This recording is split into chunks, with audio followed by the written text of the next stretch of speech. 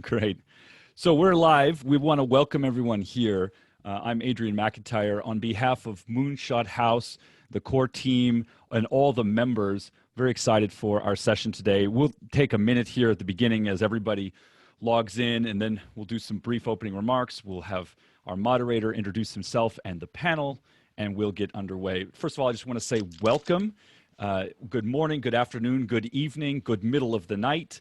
This is a truly global community, so wherever you are joining us from, I hope you're well. I hope everything there is okay. It's not too hot, not too cold, not too anything rough. There's a lot of rough going on right now. Again, as we wait for everyone to join in, our participants are filling up, our panelists are here. Very excited for today's session.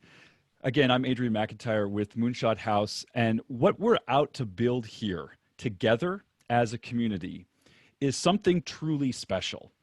That is a virtual, distributed, global community where real human relationships can form, where the speed of trust can be accelerated, even though the environment in which we're used to navigating, face-to-face meetings, coffee dates, etc., is not available to us right now. And in fact, that we are able to have these kind of conversations and connections virtually is something very exciting. We've got lots on the Moonshot House side that we'll be letting you know about over the coming month or so. Very exciting set of programs, and today's is special. Here's why.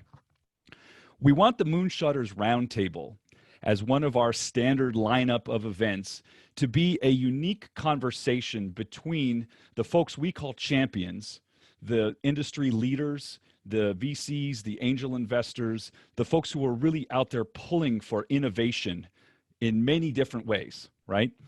And the founders, the crazy ones, the people with an idea and a vision and a company in whatever stage. We want this conversation around the table to be different than a typical pitch session. We're not interested in just your 5 slides and your quick talking points. We want more relaxed, informal conversation to emerge because we firmly believe that when you put the right group of people together, whether it's in a room or online, magic can happen. So I'm excited for the session. Again, I'm Adrian McIntyre with Moonshot House. I'm taking a back seat today because the way that this session is structured, there will always be a moderator from the panel itself. So I'd like to hand it over now to today's moderator, Sahil Khosla, who is Product Strategy and Investments at Fourth Realm, a VC firm. We'd love to have you give us a brief introduction and then take us through the format and how you want to run this session. Thanks again to everyone for being here. I'll be back at the very end with some closing remarks. Sahil? Thank you, Adrian. I'm excited to be part of this panel and would love to help guide this conversation here today. A little bit more about myself. I spent a number of years working over in VC at some large firms such as GGB Capital, OpenView, and Plug and Play Ventures. Then spent the last few years working over at Mapbox and product strategy, where I built out a lot of our navigation-related products. And lastly, I came back to the investment side more recently as a partner at Fourth Realm Ventures, investing in early-stage startups. I'd love to also introduce or have some of our colleagues here today introduce themselves on the panel as well. Would you like to kick it off, Sachin? Sure. So I'm part of the innovation team at the U.S. Postal Service. I lead the open innovation capability for the Postal Service. We work with startups, innovation labs, et cetera, and our areas of interest are pretty broad. If you think about the logistics side of our business, there's a whole bunch of innovations we're looking at over there from logistics, visibility, IoT, et cetera. But the other side of the business is the mail or the advertising side of the business. And there's a lot that we look for in that, not just for technologies and innovations that we can adopt, but things that we can promote within the advertising and print ecosystem as a whole. So if you think about AR, think about all the marketing tech where mail and other advertising channels could play a role. So excited to be here. Looking forward to hearing from the other champions and the startups. Fantastic. I'd love to now again pass the mic over here to Matt McKeon. the EVP of Innovation at AMC Networks. Would you mind giving us a brief introduction about yourself? Sure. Yes, as you said, I'm EVP of Innovation at AMC. I was previously the head of digital media, and I launched a number of our products, including AMC Premiere, which sort of was the 1.0 version of a new service we have called AMC Plus, our gaming group, and a number of other new businesses. And now I'm focused on sort of what comes next, or if you imagine that we're not in a steady state, that the current models are not going to be permanent, what's going to be replacing those, or how are they going to evolve over time? That's in the entertainment space, that's my current focus. In the past, I was part of the founding team of a company called Elance, which is now Upwork. I also started the video channel at a business or a site called iVillage back in the, I guess, early-ish 2000s, and we were later acquired by NBC Universal. And somewhere in there, I took a break and went to NYU's interactive telecommunications program, where I specialized in interactive video. So that, I guess that sort of rounds it up. Fantastic. I'd love to now pass the mic over to Jeff Tan, ISO at Dentsu Aegis Network. Hi everyone, nice to meet you, and I think I've met a couple of you already before. So Jeff Tan, I am the head of innovation at Dentsu Aegis Network in Americas. For those of you not familiar, Dentsu is the third largest global advertising and marketing services holding company, headquartered in Japan and also in London as well. In Americas, the region I'm in, there's 15,000 staff. Spread across 3 lines of business: media, creative, and CRM. And my role is the head of innovation across all 3 lines of business. I've been in the industry advertising for 17 years. I've worked in 6 different cities across 4 countries. So Germany, Australia, Britain, and now America. I spent 5 years in New York and just moved over a year ago to not so sunny today, but it's not so sunny Santa Monica. And I know Alex for a little bit from his time at Plug and Play, as I'm sure a lot of you do as well. And basically, the final thing I wanted to say is my mission in life, which a year ago I sat in that little garden there and actually wrote it out, and I actually spent a lot of time developing this. My mission is to inspire people to break free from inherited limitations to live a life of creativity. And that's what my goal in life is. I'm writing a book about innovation. I drive innovation at my company. And yeah, excited to be here. Fantastic. And last but certainly not least, I'd love for Alex to give us an introduction on himself. Oh, sure. Hello, everyone. So I'm Alex, founder and CEO at Create New Ventures. First of all, thank you for joining us today, and I appreciate for all your continuous support. Before starting this new venture, I was part of a Plug and Play management team, which known today as the most active venture capital at Silicon Valley, and also known as the earliest stage investor in Google, Dropbox, PayPal, Logitech, Denja, and many other unicorns. So I invested in 18 companies through my journey with Plug and Play that their market cap worth $350 million today. And also I founded a media and advertising practice with amazing other corporations like Dentsu, AMC Networks, USPS, and many other corporations across different countries. And focus on corporate innovation and co-investment, and as kind of open accelerator program. So again, thank you so much. Thank you. And I'd love for the entrepreneurs who are presenting here today to give us a brief introduction about themselves, a little bit more about their personal biography and what they're building. I'd love to first hand the mic over to Hoyin Chung, founder and CEO at Remo.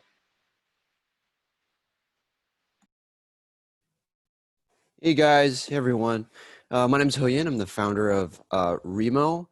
A little bit about myself. I grew up in the States in a small town in Illinois. I was a bioengineer, and I worked in banking, was a management consultant, and then started my entrepreneur career in Hong Kong. First started off like selling, buying stuff in China, selling it on Amazon. Further, did a mobile marketing agency. Then did like a SaaS product. Started to work on SaaS products. Created a sort of like a SaaS product to help small medium businesses grow their social media. And now most recently is Remo. And Remo is a fully immersive space, virtual event space that really helps people to create amazing, great first impressions. And our mission and goal is to humanize online communications and to make a product that's really human-centric to help people connect much better online. Thank you. Fantastic. And I guess before we continue on with some introductions, I'd love to stress that this is a different type of panel, as Adrian mentioned. We'd love to get more involvement from the audience, other panelists. It certainly won't be me, the one that's asking questions along the way. So definitely encourage you to submit some to the Q&A section below. I'll be sure to help get them front and center. So Hoyen, we'd love to learn a little bit more about yourself and dive in a little bit deeper here in terms of how you started this company and how did you find this idea? It'd be great to get a better sense of what problem you originally wanted to solve. Can I share my screen here? Is that okay? Yes. Sure. So I first started off with, in my previous SaaS company, like I actually had started off my company as actually a fully remote company for about 5-6 years. And this was like back in the day when remote teams or fully remote was like a fringe, trend. And we were doing this for about 5 years. And I had a team of about 25 people. And so one of the challenges that I had was, like, as we all know today, is like, how do you connect with people? How can you connect with people in a human way online while working remotely? And so one of the first things that we tackled was, how do we solve that from an office point of view? And so we created its first product, which is the virtual office right here, which you see. So this is like my current virtual office right now. And you double click, you can turn on your video, and then only the people within that room can kind of see. You can see me here. Only people in the room can actually see my video. So we started off with this. We finished building it and started selling it in January 2019. And at that time, like, remote work was just kind of not really going anywhere. Like it was still something that was happening, but not really anyone really cared about it. It didn't sell very well. Most people didn't really care. There are very few fully remote companies. It was still a pretty far off trend. So we didn't get any traction.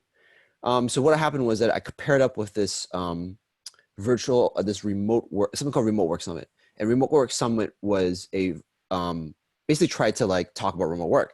And it was April of last year.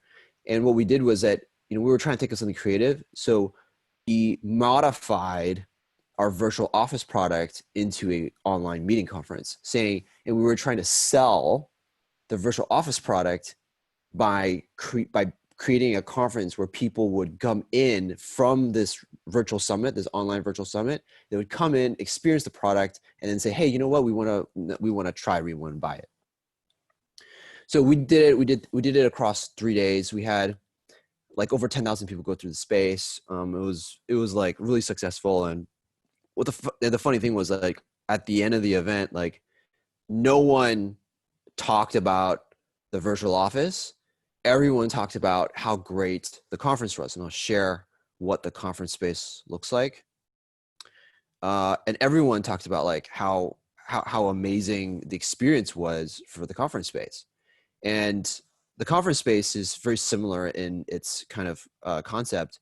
And but for some reason, people really love the fact that you can kind of jump from one table to the next and turn on your cam. So it has this freedom and of being able to go to different places and be able to talk to whoever you want. And the feedback was like night and day. People were like, I want to host an event here. And I said, oh, this is not a product yet. We just kind of did this just as like a marketing thing. And then so I kind of noodled on it for a while because I was like, trying to figure out if I wanted to do virtual office for still or do conference and meetups. But then by like June of last year, I decided to pivot, and I pivoted into it full throttle, and said, hey, you know what, we're just going to do events. And I can share like the reasons why if everyone's interested later. After going into that, we started growing already like maybe 15 to 20% month over month since August till January pre-COVID. Pre-COVID, we were already growing. And we were very lucky, you know, we were in the same kind of conversation as some of the other big players that are like, you know, that are really well funded, like Run the World, Hop In. And when COVID kind of came around, we were sort of just in the conversation of that. And we've been, I would say we've definitely, you know, been lucky in that respect and be able to ride that wave. And we've been able to grow pretty at a healthy clip since then. I don't know if there's anything else I've missed, but feel free to ask any more details. No, it's fantastic to hear that you managed to really take advantage of the situation here today. I'd also love to better understand a little bit more about how you were able to navigate, I guess, perhaps when the pandemic first hit, better understanding a little bit more about, I guess, how you're reimagining the solution to this problem, and perhaps how you think some of the current challenges may address or may need to be addressed. So how did I navigate the pandemic? Well, like a ship on the high seas, like it was like it was like this, leads were coming in like this, and then it was like a huge wall of water. It was just like bam, like it just came in really really fast. I mean, I don't know what to say. It was just hugely uncontrollable. We were overwhelmed with leads. I had a small team of like 8 people, and then we were getting like at some point hundreds of inbound trials a day. Went up to about 500 trials, and then in Japan, we suddenly got really big in Japan. There was this influencer blogger that blogged about us in Japan, and then in Japan we were like, it also got this huge wave of leads. The good thing is that each time the pandemic was hitting different countries at different points of time. So it was like Asia, followed by Europe, and then Japan kind of took on more seriously, and then followed by the United States. So the good thing was that it just kind of took it was kind of spread out, but each wave was like pretty intense. And at some point, like in around April or May, that was probably like the height of it, where all the countries at the same time were kind of like coming in. Yeah, I don't know. We were just working as hard as we could. I don't know if there's anything else we could do. But it was pretty intense. Yeah. What was your what's missing, you said, is the other question? Yeah, what's missing, or perhaps looking forward and the challenges ahead. What is kind of actually, the priority? Can I reframe Sahil's question a little bit? So a lot of this user interface, and I've had the opportunity to use Remo for a couple of events. Thank you. This seems like a digital version of a classic conference space. However, like if you think about it from a purely digital perspective, how does that paradigm then shift this to truly leverage the fact that it is a digital platform, right? So how do you make it better because it's digital and not just a digital manifestation of a physical conference space? So there's several things about it, like based off of kind of like what I've seen and what really makes customers really love our product is, number one is that it's fully customizable. So people have gone like wild with it. Like DHL has customized this whole thing to match like their brand. And that makes this product what I call like full funnel marketing. Like people are using it top of the funnel for education. Then they're going down to middle of the funnel for like further education and then conversion. And followed after that, they use it for like community events for retention and evangelism within like their customer base. So it's like you can use that throughout the whole thing. A lot of different use cases. The second thing I would say is that like the whole concept of, the fact that we're on a Zoom call right now, I think it's like really, really apt to kind of describe that. And I think I really resonate with what Adrian said about building meaningful connections. And my vision has always been, how do you create authentic conversations that build meaningful connections? That's kind of like my driving philosophy. The thing is that what we found out is that you can't really create meaningful connections on Zoom calls of like 40 people.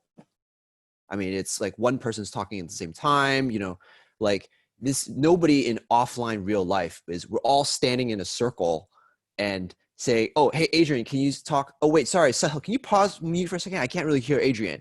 Like, and there's this like traffic cop person that's kind of like, you know, going back and forth. And so that's why where I said like human centric, like a lot of products are, they could be customer centric, they could be user centric, but it's not necessarily human centric. And how is a Zoom call like, it might be great for meetings, but how is that human centric for all other different types of human interaction? And so what we found in our product was that really meaningful connections can be built at 6 people or below.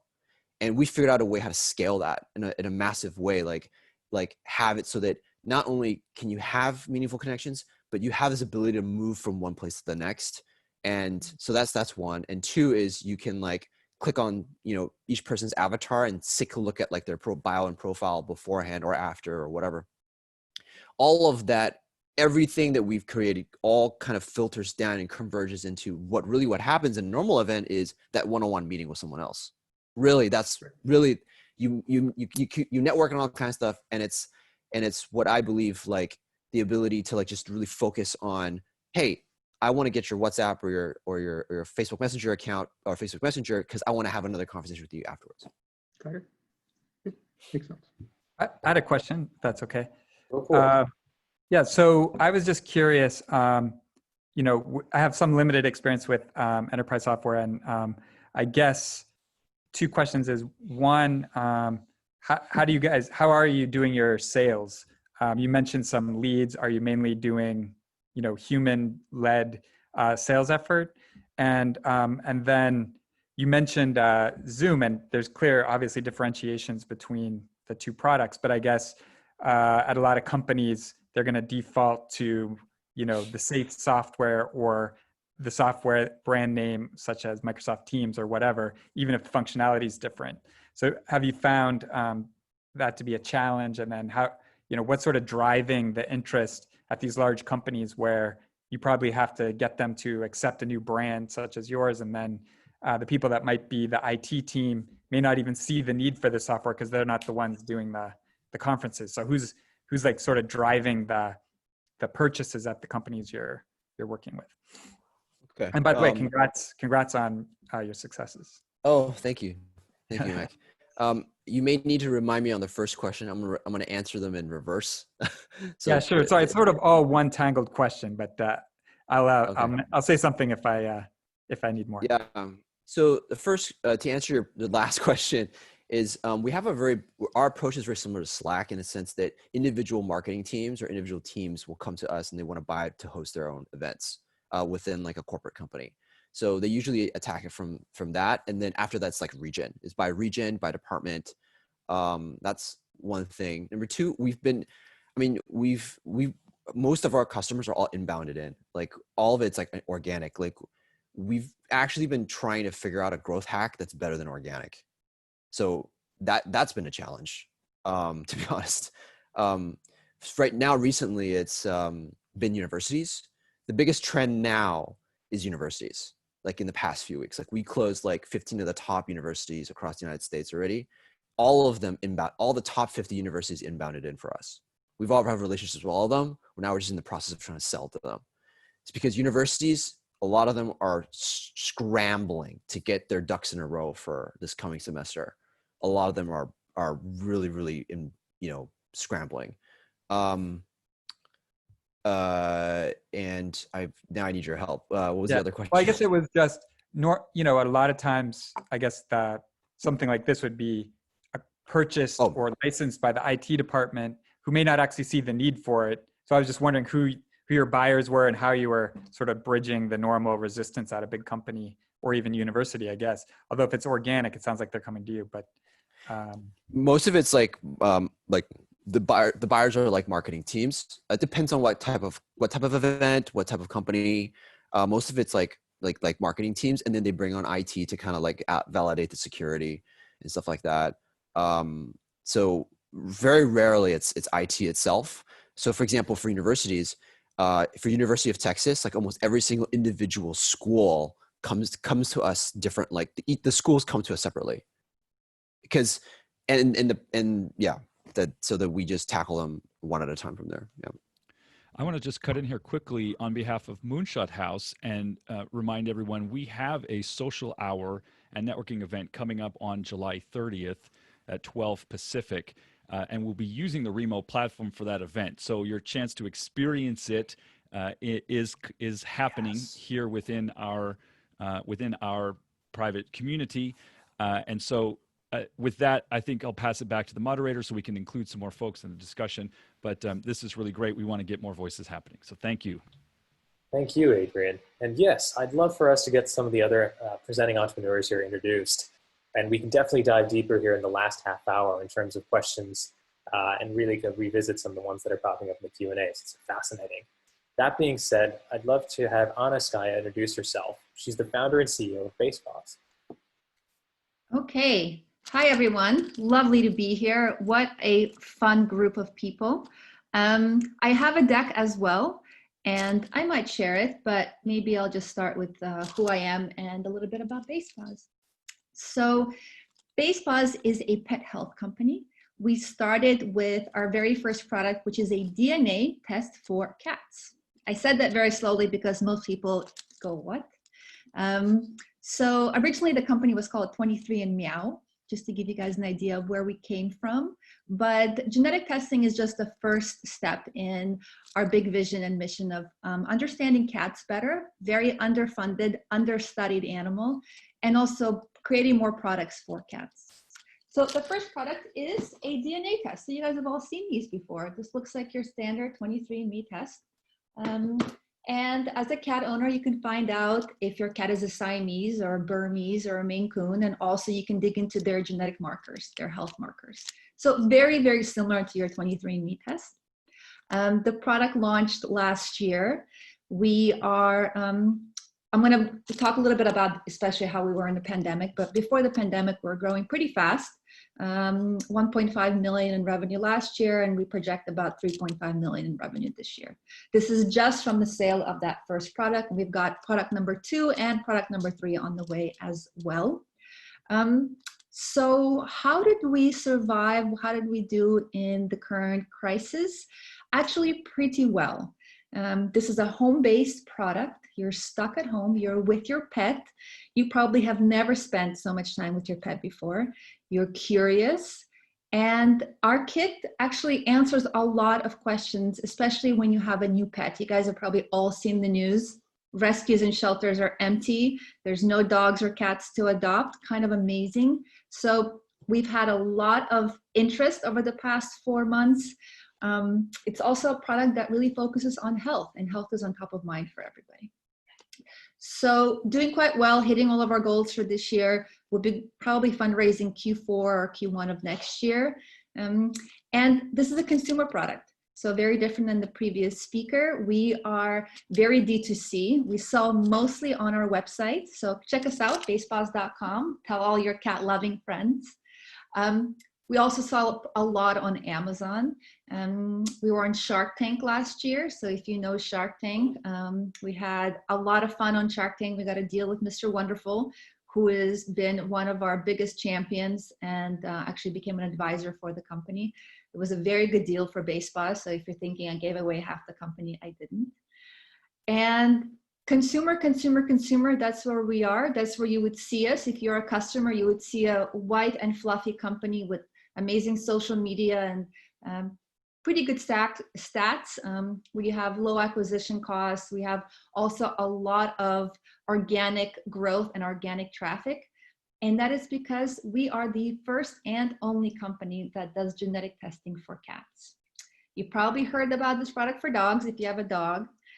There's big companies out there, and they've raised lots of money, and BasePause really has created a vertical just for ourselves. So I'll just mention one more thing. Otherwise, please give me your questions. Happy to take them. Our next big product, which we are launching end of this year, is Oral Biome. It's a product that does not exist for cats. A lot of cats have oral issues, dental issues, periodontal disease. We will be doing, the thing about genetic testing is it's a one and done, right? You do this once, you pay $150 or however, and that's it. With oral biome, we can actually get you to do it multiple times.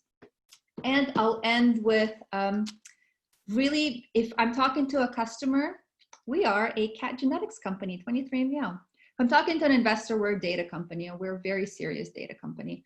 We're a 15-person office here in Los Angeles. We run our own laboratory. We're fully vertically integrated. So everything except for the large Illumina machines, everything else is done by us. We don't outsource, which is very different than most other companies out there.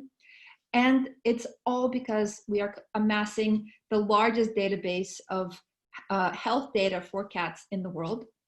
That database will include genotype data, it will include oral biome data, it will include phenotype data.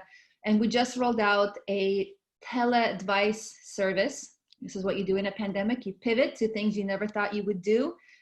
Turns out that our customers are sitting at home and they're asking lots and lots of questions. They are, if you don't have a cat, in 2 words, cats are complicated. If you hear about my cat is crazy, it's for real. Cats, you have to really know how to work with your cat to make a happy household. So we launched a tele-advice company, tele-advice product called Coach My Cat. It's in beta right now, but lots of interest. And again, this is also that we can collect an enormous amount of data. We closed our round about a month before the pandemic hit. Pretty amazing. Our last check came in February of this year. And our last round was led by Purina Nestle. So if you're familiar with Purina Nestle, it's one of the largest pet companies in the world. And with Nestle's help, really creating this massive, massive database that we will hopefully be using in nutrition with Purina, developing personalized product, personalized food. Imagine walking into a food store for pets and buying food, not because the kitten on the box is cute, but because it's exactly for your pet. We'll also work very closely already with pharma companies. This is a 23andMe model. How do you personalize not just food, but therapeutics? We also work closely with pet insurance. So the data that's coming from BaseBuzz is our gold, but you have to look at us also as a white and fluffy consumer company doing things like Shark Tank. Okay, I'll end here. Thanks for giving the kind introduction about yourself and your business. We'd love to dive in a little bit deeper about the data business you're trying to build and really understand what kind of moats does that enable. Are you working with any sort of pharmaceutical companies to better understand how genetic testing and how predispositioned some cats might be to certain diseases? How do you really think about building up this moat, and what kind of data have you gotten access to? Got it. So again, data for us is everything. We're a data company first. We collect data, we partner with partners, and we sell data. The moat has to do with amassing the data. That really is what makes BaseBuzz unique. You'll be surprised to know that a company as interesting as BaseBuzz does not have a lot of IP. Genetics is genetics. Doesn't matter if it's cats, dogs, or humans. What we have is an enormous amount of data that could be considered trade secret, and that data is being used to create things like personalization. So I'll give you an example. Our work with Purina. So we have, they're not only an investor, although they're a pretty large investor, they're also a partner, and we're doing, we're looking at how genetic data and taste preferences are related. So can you test a cat and find out before you even buy your first can of food, what kind of food they would like? It turns out that that kind of, it's called GWAS analysis. These type of analyses are much easier to do on pets than they are on people. There's no privacy or policy issues. You can't get, you know, I can't be forced to eat the same meal every day for 3 weeks, but a cat can. So these types of analyses are already in the works with folks like Purina. We've worked with pretty much every pet food company out there. If you've heard of them, we have spoken with them or worked with them. Our moat is the fact that we're the only ones. I know it's a double-edged sword to say that about a startup, but there really isn't a company out there that is collecting cat genetic data or cat oral biome data. Cats are just always overlooked. So if you ever think about starting a pet company, think about starting a cat company first. You'll go farther faster. Did I answer that question? Yeah, people definitely love their pets. Hey, Anna, it's Jeff here. I've just got a very quick question. From a data perspective, are you planning on, or would you consider opening up or integrating your data in order to perhaps let advertisers retarget or message from a CRM perspective the individual profiles based on the knowledge of their cat's health? Very interesting question. Of course, we do that ourselves. So we take email marketing. We're able to parse and see which cats are what kind and offer them different types of deals through affiliates. What you speak of is pretty advanced to give advertisers a summary of the genetics or a summary of the health of the cat and let them retarget our target based on that. It hasn't come up before. So it's an interesting question. When we actually have somebody come to us, I think we can figure it out, but we haven't actually had anyone come to us. We do it ourselves. And how many users do you have at the moment?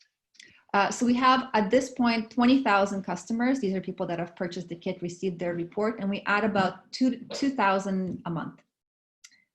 Last year, we're adding about 1,000 a month, and this year we're adding 2,000 a month. So this is our pandemic growth. We really do see that growth came from people being at home and doing this test at home.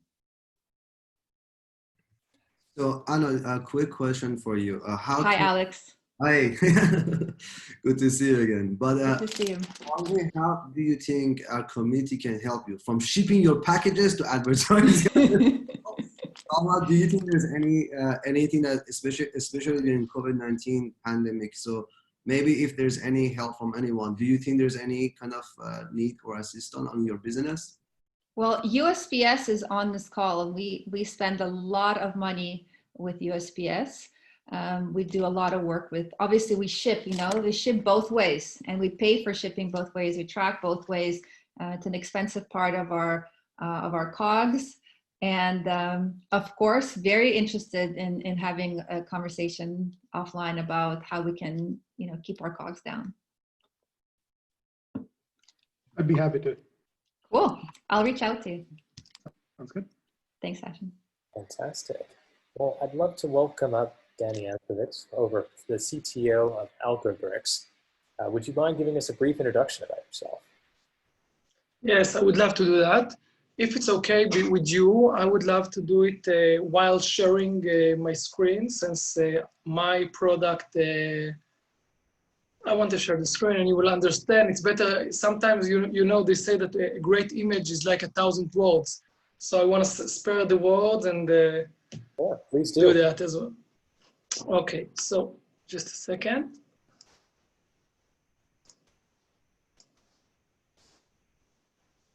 Okay. Do you see my screen? We see it. Great. So, hi, my name is Danny, as I mentioned. I'm from Israel. It is now, I think, almost 9 in our premises. As mentioned, I'm the CEO of Algobricks, and I have a PhD in robotics. About 5 years ago, I was still teaching coding and robotics in the university, but my story is that I wasn't born with coding skills. When I was 8 years old, my dad bought me the first computer in the neighborhood, and everyone used to come to our house and play Prince of Persia. But my dad bought it so I could learn how to code. And the thing is, I hated it. It was intimidating. The real problem, this is the problem that I'm trying to solve today, it still is intimidating. This is how kids learn coding today, using Scratch. A lot of words, too complicated for them, it's not a game. So this is in a nutshell about me. Fantastic.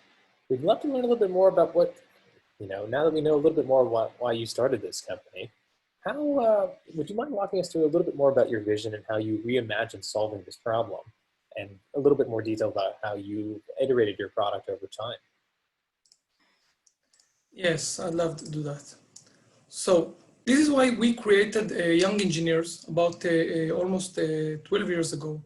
Our Young Engineers is an educational franchise network aiming to turn learning into child's play.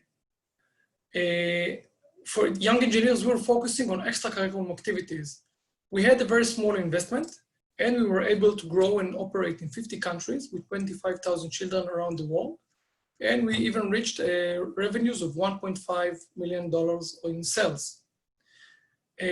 From the experience we had with a lot of working with a lot of kids, we realized that in order to make a real impact on children, I saw it in the university and we saw it with children. They love to play with building blocks, but that when they go to work with coding, something in the experience was missing. We had to make it a game. So we created this product that we call it AlgoBricks, a combination of algorithm and bricks. AlgoBricks are physical coding blocks that make children learn how to code before they can even read. And I want to explain how it works because it's really unique. It's something that it's hard to comprehend. With AlgoBricks, as you can see, everything is physical. There's no screen, no computer, everything is tangible. So how does it work? You build a robot, any robot you like. You code it to do anything using AlgoBricks smart building blocks, press play, and then you watch it go. To code the robot, to code a robot, children are using two types of bricks, functions and parameter. Function block tells the robot what to do, for example, move. The parameter block tells the robot how to do it, for example, 2 seconds left. So this is the easiest way to learn coding today in all around the world. We've never seen anything like that. And the really great thing about it is that it's actually a game. Children are simply playing with the bricks. No screens, everything is together, fully tangible. That's our uniqueness and that's a great solution. I think given the changing nature of the pandemic and schools being closed, perhaps it'd be really great to understand how your business has evolved to meet the demands of parents and children who are now at home and how you can help better promote their learning. Yes, so I will be as honest as possible. We launched the product, we finished the development of the product around December 2019. Just before the pandemic started. We had a production line working and we had a great batch run. And then we were aiming to raise funds as the COVID-19 started. Our goal was to raise funds in order to first supply, I didn't mention it. We had a Kickstarter crowdfunding campaign where we raised $1.2 million US, and in this great campaign Kickstarter, this is how we were able to develop the product besides our operation with the children. And we were unable, actually, we needed this fund in order to first supply to our backers and then to move forward to gather stock and start doing online marketing. But the COVID-19 changed everything because you have to be in the production line. I'm located in Israel, our production line, we have everything in set, and I've been in China about 5 times, but now I cannot go to China. So we have to do things remotely. And we created some different solutions in the meantime that are cheaper, faster, and easier for children to work with. So we created an online experience that children can get a kit to their house, build and learn mechanical engineering. And our goal now is to raise funds in order to make the production lines, to allow the production lines to work. Do you need me to explain more about your question? No. I think what would be best for this panel here is really to understand a little bit more about how we could best be helpful here and help perhaps engage the rest of the community to help you get closer to your goals. Okay, so at the moment we're searching to raise funds. This is the main, most burning issue that we have in order to it's like we built an airplane, but we ran out of gas to allow the airplane to fly. And a lot of people are still approaching us because they want to buy the kits and they want to buy the product. But in order for us to start production, we cannot do production of small batches. We need to do productions of thousands in order to make it cost effective. So this is our main goal. This is the best thing that we can find some kind of connections from the Moonshot community. Is your primary growth strategy to be direct to consumer, or are you looking at building partnerships with, for example, school districts or educational, like more of a channel strategy, or as opposed to direct to consumer? Which way are you thinking of going? So we call it the bread and butter and the cakes.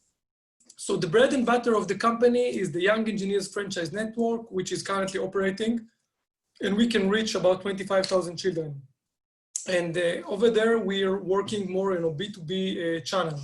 We're using the young engineers as a way to raise brand awareness and as a positive marketing for any new product that we're launching into the market.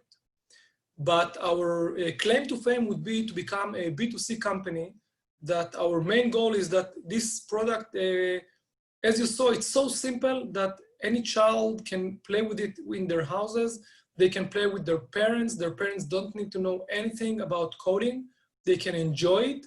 So the claim to fame would be to become a huge B2C company. And from the images, it seemed like it plugged into regular Lego blocks. Is that right? Yes, it's fully compatible with Lego. I didn't discuss, by the way, about competition. We have a lot of great competition, but nobody is doing what we are doing. For example, Lego doesn't have tangible coding blocks.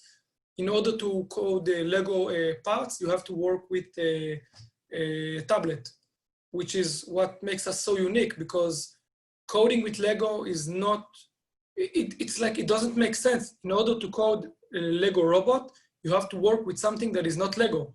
In order to work our product, you work with building blocks, which is the same, feels the same. And of course, we have patents, by the way, for the product, and the Lego patents expired around 30, 40 years ago. In terms of seeking funding, just as a one idea, and obviously I'm at a media company, but we don't do that much children's programming, but there's a lot of STEM kids programming out there on PBS and other, SVOD services. And I'm just wondering, something I've seen in the past, not with kids stuff or kids merchandise, is if you go to a company that wants a branded product around their STEM programming and they invest in you, and you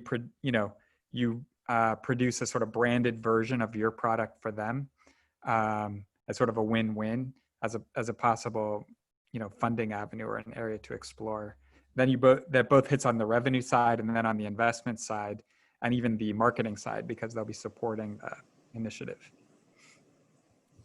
I think what you're talking about is like a white label. This is yes. Kind of a licensing plus investment. Yes, so this could be a great opportunity for us. But to be honest, we are not well connected. So when you're approaching, so this is why I'm here, actually, to be honest. When you're doing like cold emails or trying to make connections, and so I prefer, to go to a place like this and meet people and try to become more close related. But by the way, I see I have a lot of questions on the chat. Yes, I think it'd be great to tackle a few of these here. I think the first question we have for you comes from Chick Fox River. We'd love to learn a little bit more about the statistics on the size of the market here. And I think also related to this would be also, have you explored any partnerships with large toy manufacturers in terms of Lego and others in the space? Okay, so first of all, about the market. The market is huge and growing rapidly. There are 3 different channels that I can point them out. For example, the programmable robots, only that is 25 billion US dollars in 2020. The toy construction market is 9 billion, and the educational toy is 25 billion. So the market is huge, and it's growing rapidly. Lego, by the way, are still growing. They had like, I think in 2016, they had a small bump in the road, but now they still continue to grow. We are familiar with Lego, but we didn't open any official discussion with them. Also not with big other toy companies. So at the moment we're producing our own. And I also see there is a mention. Yes? No, go ahead, finish your thoughts. I just want to add something at the end. And I also see that there is a mention of Little Bits. Little Bits is a great company, by the way. I think they were like mature, more than mature than us in about 2 years. If I remember correctly, they were bought by, they recently made some kind of an exit, and they merged with another great company that is doing coding, but both of them are working with Little Bits. They're not doing coding, tangible coding. Both of them don't have this product.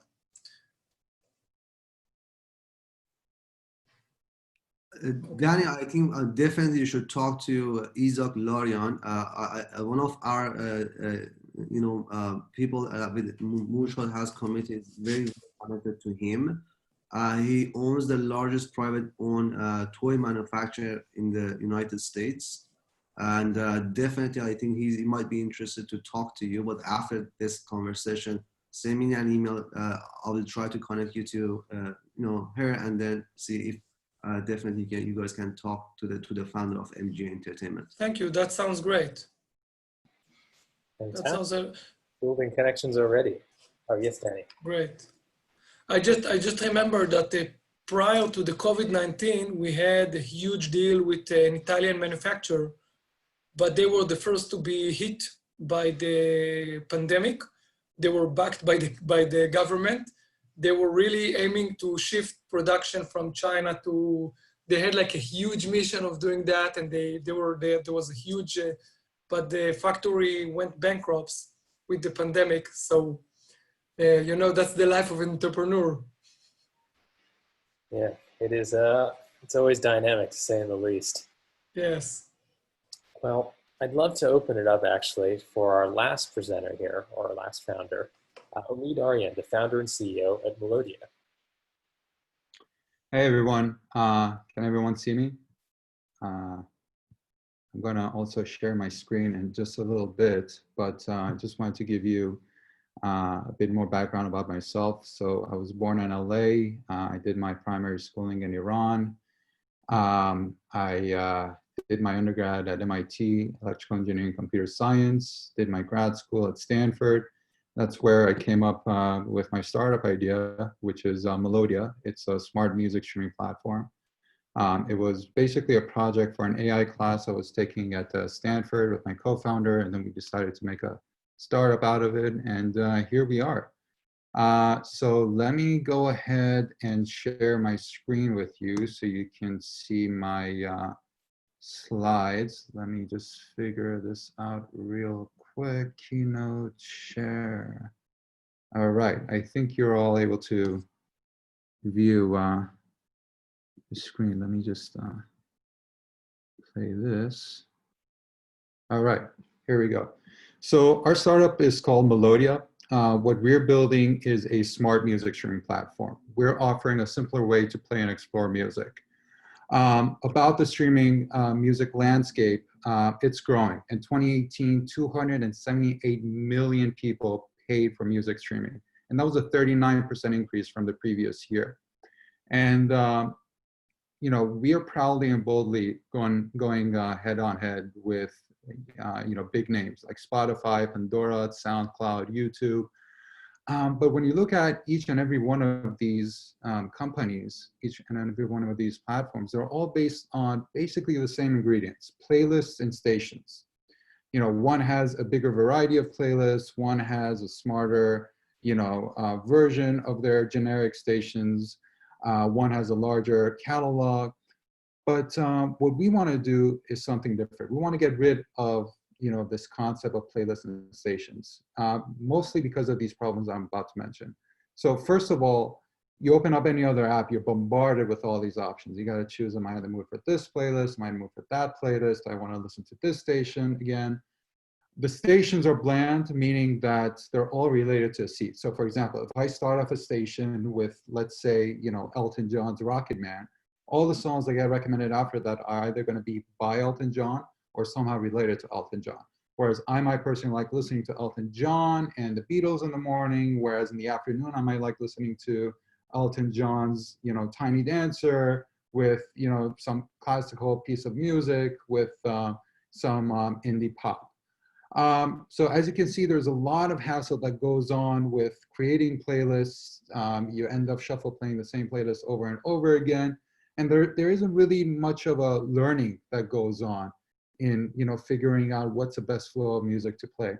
And that's where we come in. So what we want to do is that we want to get rid of this concept of playlists and stations and just offer every user one smart station that's personalized to their unique taste and unique moments.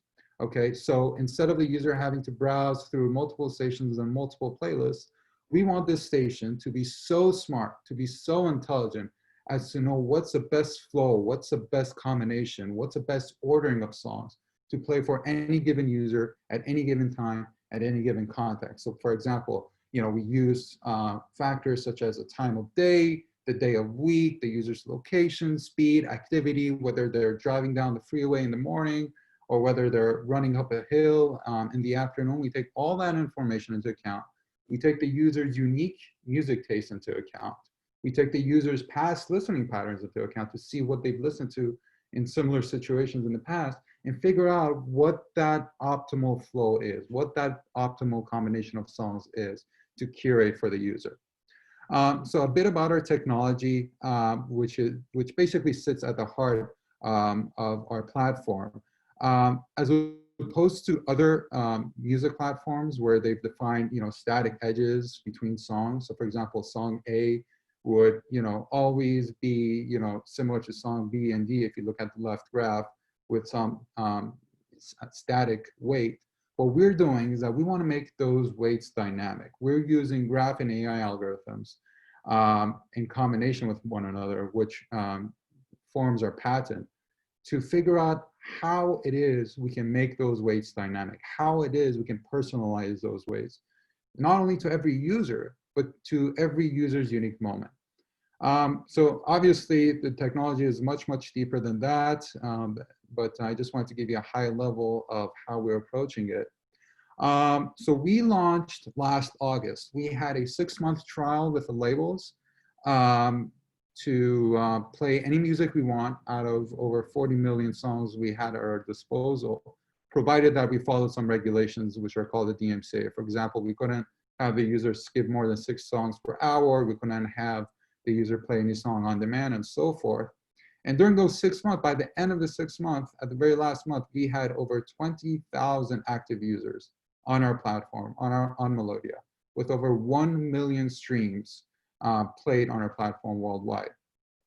We were also chosen as one of the top 10 AI apps by the App Store story on AI for Everyday Life. And we were also covered by a few other magazines and tech journals, such as PC Magazine, some YouTube channels, and so forth.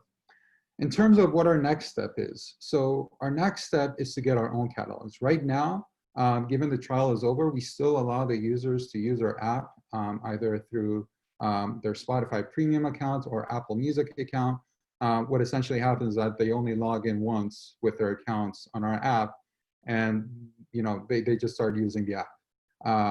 There's no other association with Spotify or Apple Music. But we want to have our own catalog. We want to provide, instead of the $8 or $10 going into Spotify's pocket, we want it to go into our pockets. And we've done our research.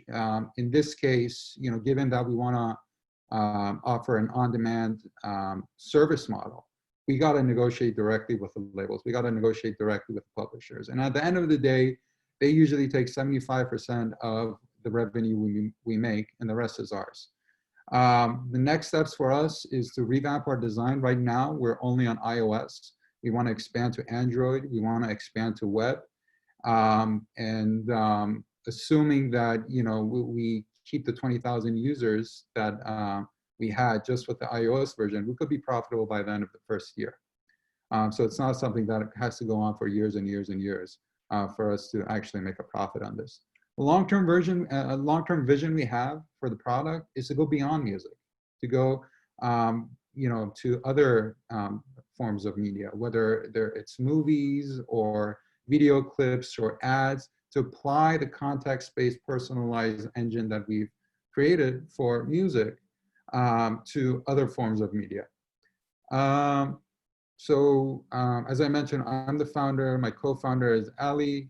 We were both students at Stanford. That's how we met. That's how we started on the project.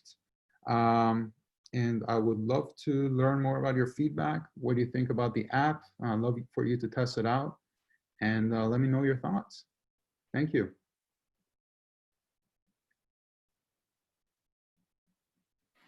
Well, thanks for giving us the rundown here, Omid. It seems fascinating to see how you've taken an approach to combining someone's passion in music to really go to that next level.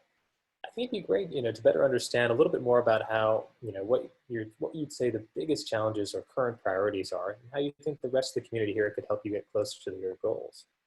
Yeah, good question. So the biggest hurdle for us has been, at this point, has been the licensing. Whether it was getting the licensing for the DMCA to play the limited version of the service, which was limited skips and no on-demand playing and so forth, to actually obtaining the on-demand licensing that's necessary for our next step. Getting in touch with the labels, finding the right lawyer, figuring out what's an appropriate way of negotiating this. A lot of labels might say they want minimum guarantees. They might say they want, for example, 200K in minimum guarantees for the very first year. How can we negotiate with them, to lower that amount and, instead trade them with equity, trade them with other, opportunities that we might have at our disposal. But going back to your question, yes, the biggest hurdle for us has been this licensing aspect of the product.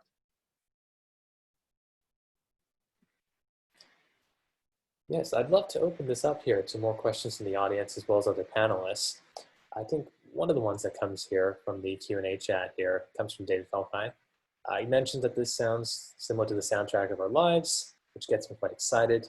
We'd love to learn more about what the model is for learning. Is there a requirement to build off of our listening habits or existing catalog? Or what does the entry point actually look like? Sure. So about the entry points, with any other app, you tell it your favorite artists, you select a few of your favorite songs. And then from there on, it just learns from your listening habits. It takes into account, for example, it starts with a song. If you like it, you listen to the end. If you don't like it, you skip it. That by itself is a feedback system. And you apply that feedback system to every unique moment for that user. Learn from their past listening patterns. Learn from their habits, what songs they listen to, with what other songs. Just to give you an example, so with what happens with Spotify or Pandora or whatever app you have out there, what happens there is, let's say you open the app and you're feeling for the Beatles. You want to listen to the Beatles' Let It Be. You start a station with the Beatles' Let It Be, and then all of a sudden what happens is that all the songs that get recommended after that are either going to be by the Beatles or somehow related to the Beatles. Whereas I might personally like listening to the Beatles with a musician that has nothing to do with Beatles, with Ariana Grande or with Ed Sheeran. And I might like listening to that combination in particular contexts, in particular moments. For example, when I'm running, when I'm driving, I might like listening to a different combination. That's how we differentiate ourselves in the learning aspect from the other services out there. We're not just looking for curating a station that's just related to one seed. We're looking at curating a station that's personalized to the user, and not only that, but personalized to the user's moment. Could I ask a question? Sure. Yeah. Do you, so I was just interested, I thought I heard you say that either it's about to or currently will work with your Apple Music subscription and potentially other subscriptions. It's And I guess, currently Apple. So currently you can download the app right now today and hook it up to your Spotify account or Apple Music account and start listening to it. okay. So I guess just my question is, since licensing is the most difficult area for you, and the value add of your service is the curation versus providing people access to music, which they probably have through these other services, do you see it as a viable way forward to sort of work around the licensing by just continuing to work with all this, allow the music to come in from the other services, if I understood how it works correctly? Yes, absolutely. So right now we're only using these two platforms to actually play the music. We just tell Spotify, hey, play, this song by this artist, and that's that. We don't use any of their other APIs or any other information about the user from Spotify or Apple Music. In terms of, it being something of a, value addition in terms of just its curation, we don't see it that way. It's not just the engine that we're proud of. It's not just the technology that curates that personalization, that personalized music flow for the user and for their content. It's also the design. I mean, once you install the app, you realize how different it is from all the other apps, how easily it is to navigate, to find the music that's right for your moment. So, going back to your question, we don't see as the only value being added as being the curation. We think that the user experience also plays a huge role in it, and in making us successful one day. Got it. So it can't go the other way where the music can come into your app. You have to go use it via Spotify as opposed to pull your music subscription into your app. Yeah, I mean, ultimately, in the short term, we could just, have every user, force every user to connect to their Spotify premium account or Apple Music account and use our system. But there's no revenue generation in that. And plus, we don't want to put any advertising. From day one, my co-founder and I said that we're not going to place any advertisements in between the music. We just, don't like the idea of a Coca-Cola ad popping up in the middle of a classical music flow. So that's not going to be an option for us. We're only focused on a subscription-based premium model. And for that to happen, we have to have our own catalog. We have to have our own deals with the labels in order to generate any revenue. Gotcha. Okay, thank you. Yes. Sure. Hey, so I think this concludes here our period for presentations. I'd love to now open it up to the general Q&A. We'd love to take questions from the audience at this moment, open it up to everyone who's participated here as a presenting founder, as well as some of the other panelists here. And also it'd be great to get some of the other founders perhaps to ask other questions. It's always great to get that founder perspective as well. Great. I will start taking questions from the Q&A. Please feel free to submit them directly there so you can surface them. I see one of the first questions here, I think, goes back to Hoyen's company. Tony Zerone asks, how are you addressing privacy concerns and security challenges that hamper big giants such as Zoom? So for us, it was very apt in timing. Like we were focusing on security challenges right around March, April, by having private events and making sure that people just can't come in and bomb events. So we were already working on that pretty early.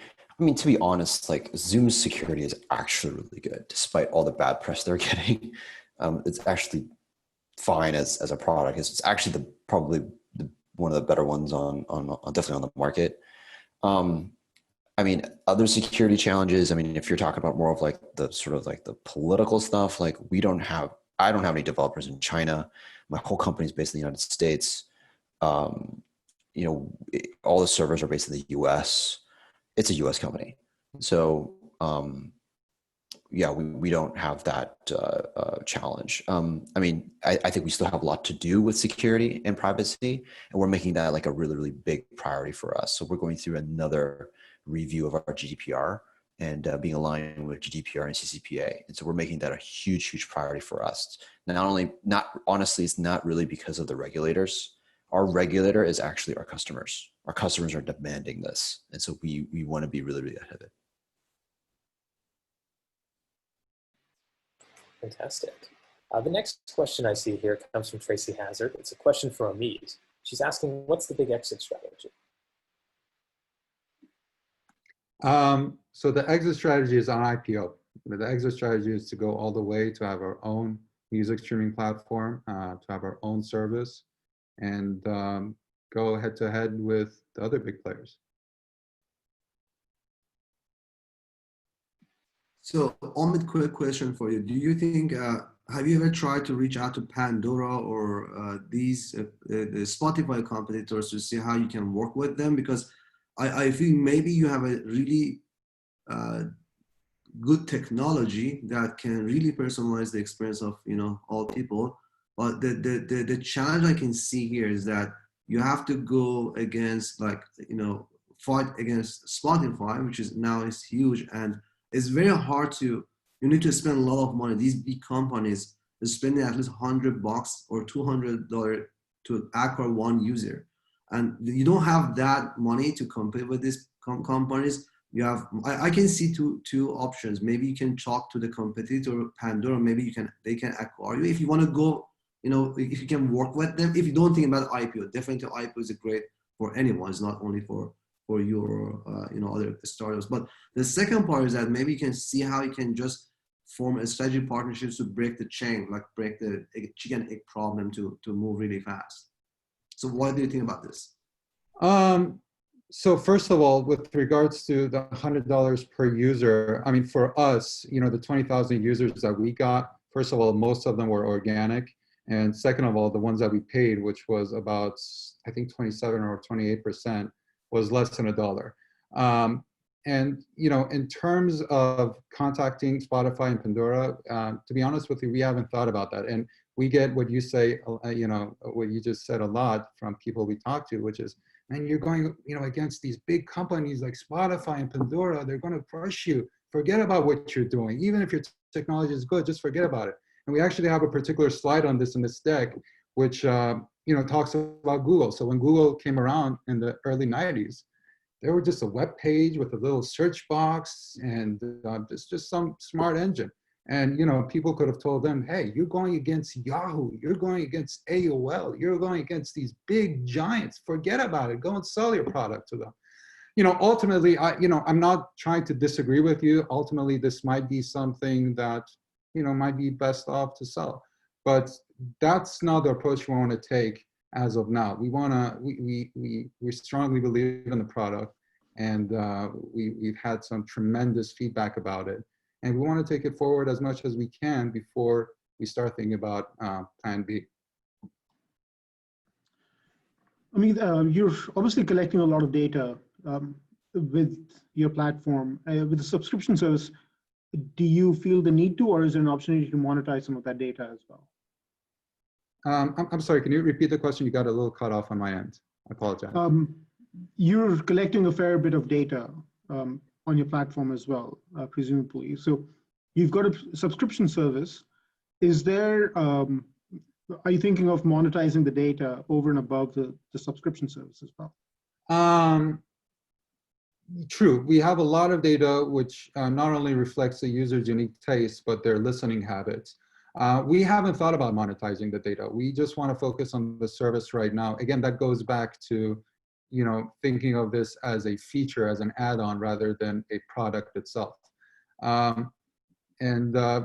Obviously that could be a source of monetization, but we haven't considered it at this point. Maybe in the future, 5 years from now, 10 years from now, we'll go down that road the same way Facebook did, and the same way they got into trouble. Hopefully we won't get into trouble. But we're not considering that right now at this point. We just want to get out there in the market, start making the $2 per user per month, getting money in, getting a positive cash flow, and taking it from there. Sounds good.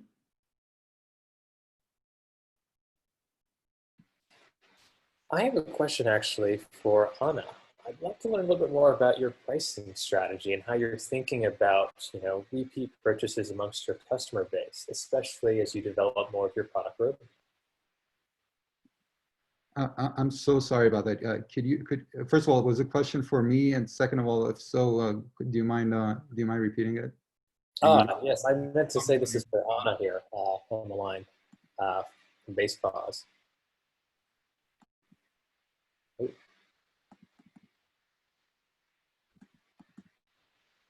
We may have run into.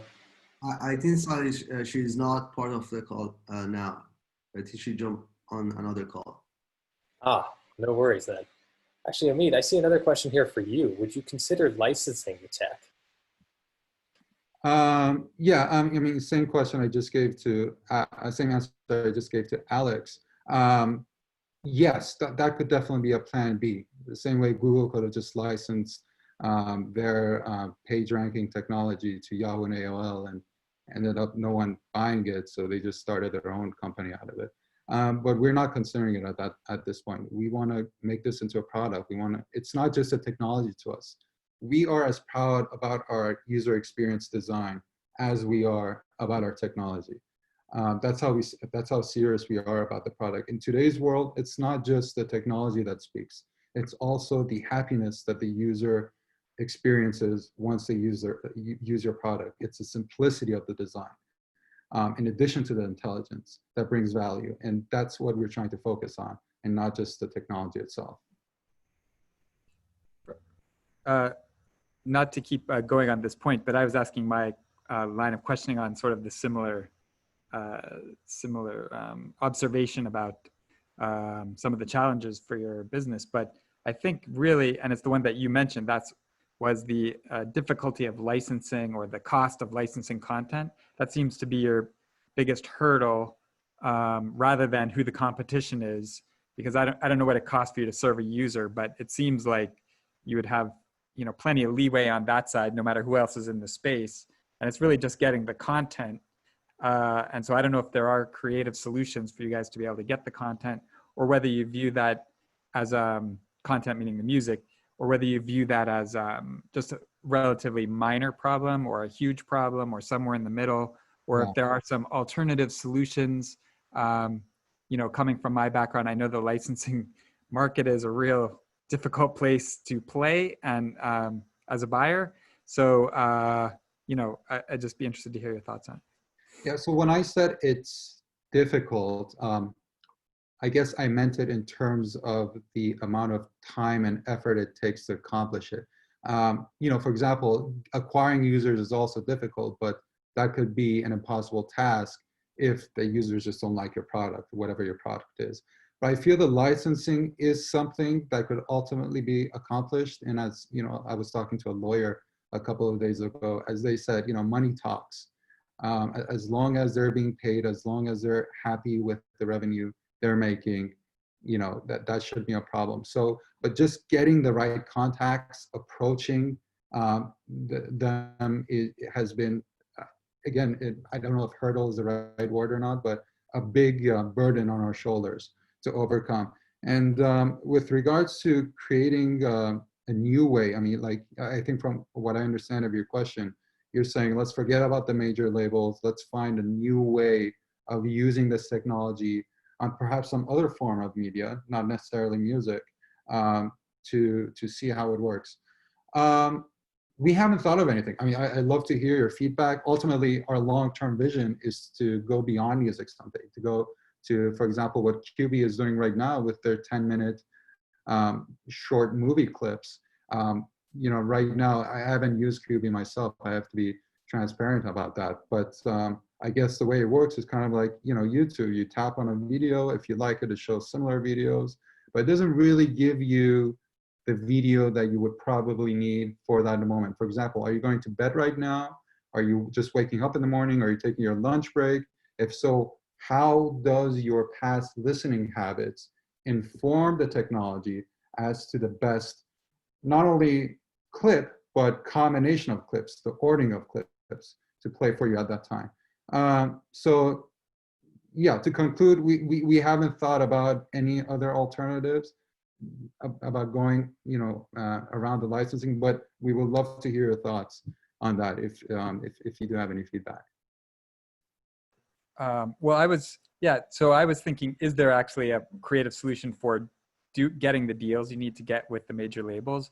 But now that you mention it, I was also thinking, although it's probably not practical, but if you think a lot of these new media platforms, even YouTube back in the day, that they end up focusing on unsigned talent, and it seems like everyone wants to promote their own music, and if there's not to replace your core business, but as possibly another vertical where you're letting people discover undiscovered music that you can acquire cheaply, and sort of be a leader in that area. Yeah, and actually what you just mentioned, a lot of other companies are doing that. I know Audias, for example, is doing that. I know a couple of others I can't remember off the top of my head, but they're just focusing on new emerging artists that are probably not even associated with labels. They're just up and coming. They, essentially they use the app to promote themselves. But, we, at least the music I listen to and my co-founder listen to, it's mostly the, old classic pop, whether it's from the 60s or 2010s or the mainstream things that we listen to. I'm not saying that the technology wouldn't be applicable to music from new genres or new artists, but we think that in order to go head on head with the likes of Apple Music and Spotify, we really need the full thing. We really need the whole deal. Now, let me also mention that probably Spotify has over 60 million songs in their catalog, but it's only like 700 or 800,000 of them that over 99% of their users actually listen to. So, the rest of the 59 million songs, it's probably only like 1% of their users that actually listen to a couple of them. So that's why it's really important if we can't, get all the independent labels, it's very important for us to actually in fact, get the major ones, which is Warner, Universal, and Sony, to make us at least viable in the eyes of Pandora and Spotify. Gotcha, thank you. I have a question to kind of open it up to, I guess, all the panelists here today.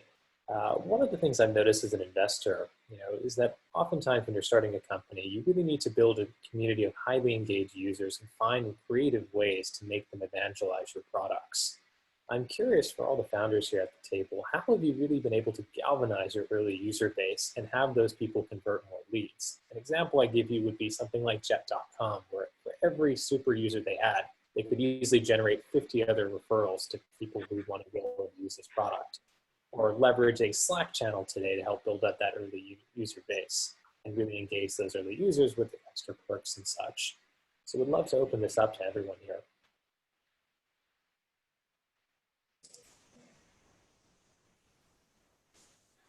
Sure, I can start. Yeah. Oh, sorry. No, it's okay. Never mind. Yeah, I mean, for Remo, like, our product is pretty inherently organic and very viral. So every time someone organizes an event, most people kind of learn about the product by actually experiencing it. So our product is very, very experiential. So most of all of our viral inbound comes from people actually experiencing the product itself. The way how we really double down on that, and we found that to be really effective, and so we double down on that a lot. So we actually host a ton of events for our customers as a way to, number one, help them learn more about different use cases. We actually use this to actually help build communities around the user base. And our communities are very different from communities from outside. I believe that kind of communities that everyone else is doing is not right. So everyone has Slack communities and Facebook groups. And I think that's not the right way to do communities, because they really focus on the textual kind of communication and not so much the live conversation. whereas our product is all live conversation. So the more people use our product, the more that people are they actually know each other. It's like going to a local bar. So people come and it's like, hey, hey Mark, how's your dog? Hey Ellie, how's your daughter? Like they create that entire the dynamic in a very, very short period of time. And so that sort of community really accelerates the that sort of like growth aspect and the ability to kind of virally grow it. Hoi, my last question here for you is that do you think there's any help that we can do for you here? I mean, do you have a US based company or because I know you're based in Hong Kong, but do you register your company at I don't know, Delaware or Yeah. It's Delaware C. The company's a US company. Everything's US based. It's Delaware C. Yeah. Okay. But if there's any help, just let us know. I mean, if there's you guys are doing amazing, but again, if there's still any way that our group can help you in different directions, please let us know. Yeah, I do. I have a lot of hiring needs. We're looking for engineers, full stack engineers, and we are preparing our enterprise sales team now. So I would love to get connected to people who are really good at enterprise sales. Okay.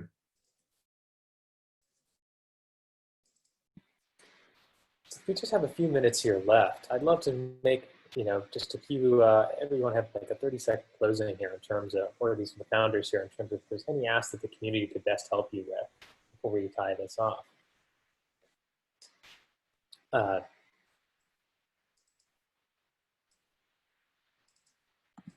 So let me just come in here and reiterate what Sahil's saying. This is an opportunity for everyone on the panel, and that would include the champions, to either offer your kind of closing thoughts and to ask for help. We're accustomed to these things to have our champions be the ones asking the questions, but this is an opportunity for everyone to share any insights, thoughts, and requests before Sahil closes the session. Go ahead. I think so. There are more questions, but again, I don't know if it seems that we are out of time. But again, it seems we have more questions. But maybe we can just connect the founders to the to people. I mean, attendees later after the session. Yeah, I think that's a great idea. I think it'd be great if there's some way to have the community engage with these founders and definitely follow up. I know there were some questions about podcasting that we definitely wanted to dive more into. Perhaps we can reconnect on a later session around just that, since that's an interesting economy itself. That being said, I think since we're at time here, I'd love to kind of wrap this up and really say thank you to all the presenting entrepreneurs here for sharing more about your businesses and giving us more insights to the challenges you've faced, how you've navigated the changes in your business over the past year. And also a big thank you to all the Roundtable speakers here who've been asking really great questions, really engaging with the audience here as well. And lastly, I'd love to give a big shout out to our hosts here at Moonshot House. Big thank you to Alex and Adrian for helping guide this discussion here as well. And would love to pass the mic back to you here, Adrian. Well, thank you very much. And Sahil Khosla, I want to thank you and acknowledge you. Those of you who haven't done something like what he's just done before, you've heard the expression about wearing multiple hats. When you're moderating a live session like this, you have to wear multiple brains because you need to listen to what's being said. You need to think about the timeline. You need to be monitoring two different windows. And next time we'll clarify that the chat and the Q&A are two separate windows so we don't have questions lost in the gap. And as well, kind of just, be engaged in the conversation. So Sahil, we appreciate so much that you took this on. Now, for everyone in our Moonshot House community, I just want to reiterate a few things that we said in our opening remarks. We're building this community as a service to our members. And one of our commitments is that real human relationships emerge out of the events, the programming, the opportunities that we curate together. And the key to making those relationships work is, of course, trust. And the core ingredient in trust is the truth. So one of the reasons why our sessions are private and confidential, They are recorded and shared on our private app, but nowhere else. We ask that people don't screenshot and do other things, is because we really want to be this to be a place where your actual needs can be spoken and met, where no one's trying to PR themselves unnecessarily, and we can really get down to what it takes to help each other in our shared commitment to innovation and the future of everything together. So thank you for the spirit of that, for honoring that. And I want to talk about the next two things on our calendar. We have another one of these sessions, another Moonshotters Roundtable, coming up August 20. We still have a couple of slots for people to participate on the panel, I believe on the founder's side of the panel. So please connect with us. I'll put my email in the chat, but you can connect with us or anyone from the Moonshot House team. And let's see here. Can't type and talk at the same time. There we go. Oh, that didn't go to everybody. I went to only the, all right. Adrian at createnew.com. Anyhow, we have outputtings for that. This community will thrive to the extent that you participate. We're building this together. We're building this for you. And so we really do want you to join us. There are also spots open for September and other panels. Finally, I want to remind everyone that we have our social hour on the Remo platform that Hoyin demoed earlier. It's coming up on Thursday, July 30th at 12 p.m. Pacific. So if you don't have an invite for that, I'll retype my email address in, and it'll go to everybody. Please reach out to us and let us know how we can serve you. Finally, my deep thanks and appreciation. You've just given us one of your most valuable things in life, and that is your time. So thank you very much for joining us. We hope this conversation was fruitful. Please continue the conversation in any way possible. And thanks again for being here. Bye-bye.